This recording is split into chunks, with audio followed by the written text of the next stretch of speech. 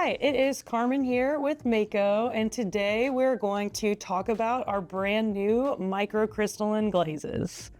So you might be asking, what is a microcrystalline glaze? And it is a little bit different than our traditional stoneware crystal glazes. These crystals actually bloom in the firing due to the zinc and silica that are in these glazes. They actually just are part of the glaze, whereas our stoneware crystal glazes, they have little pieces of frit in the glaze itself, and that actually melts during the firing. So these are a little bit different because these develop and bloom versus the stoneware crystal glazes. They have material in there that melts to produce those crystals. Here is the beautiful microcrystalline palette that we have for you guys. This is our micro pearl glaze. So this one is a little bit different than the rest. It is the only one that is recommended for dinnerware use, as well as this is the only one that is considered semi-opaque.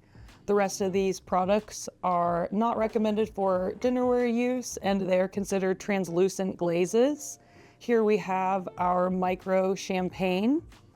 One thing to keep in mind with glazes not being for dinnerware use is that it's acceptable to put it anywhere that's not going to come into contact with food. So the outside of a piece is totally fine. Just keep it below the lip line. Here we have our micro jade.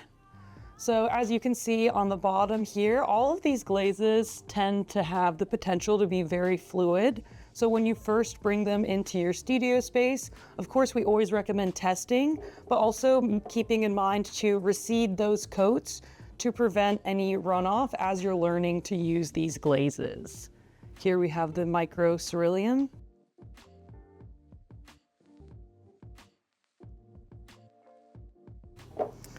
And then here we have the micro ash. You can see this one was pretty close too.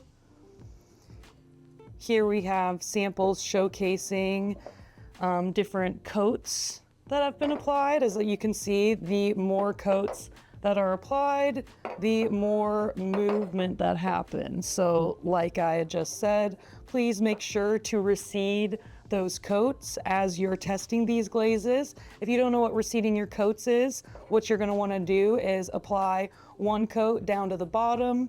Your second coat, you pull it up a little bit, and your third coat, you pull that up even more. So that's how you're going to prevent any runoff onto your kiln shelves as you're learning to use these glazes. Always be sure to read the labels of these for tips for use. We also have our Cone 5, Cone 6, and Cone 10 samples on our website. That being said, these glazes are only going to look like this if you fire it to a hot Cone 6. Anything outside of that, there's a variety of outcomes that can happen. At Cone 5, they tend to be semi-matte, and then when you bring it up to Cone 10, they tend to be very, very fluid and much more translucent. So if you would like to have these microcrystals develop, we do recommend firing to a hot Cone 6. Make sure you have witness cones in those kilns to make sure you're getting to the correct temperature. These products do not require any sort of special program or firing to produce this lovely microcrystal effect. Like I had said previously, you do need to have it to be a hot Cone 6. So no special program, but we definitely have to hit that temperature correctly, or you're gonna get something different than you see here.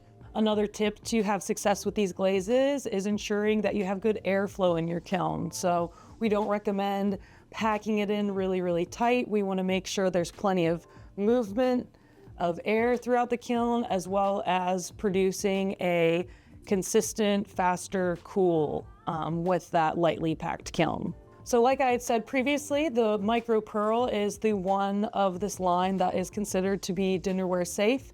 The rest of these four, you're welcome to use it on the outside of a piece, anywhere that's not going to directly come into contact with food.